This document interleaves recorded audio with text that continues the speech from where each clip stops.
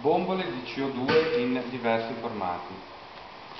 Abbiamo le bombole più piccole, utilizzate normalmente nei bar, da 2 litri, 3 litri, 5 litri, 7 litri. Poi passiamo da 14 litri, 27 litri, 40 litri. Le bombole di CO2 alimentare riportano tutte il lotto di produzione della bombola, in modo che ci sia la rintracciabilità del prodotto. Nel caso in cui ci fossero dei problemi di inquinamento del prodotto, bisogna poterlo rintracciare e lo si fa tramite il lotto.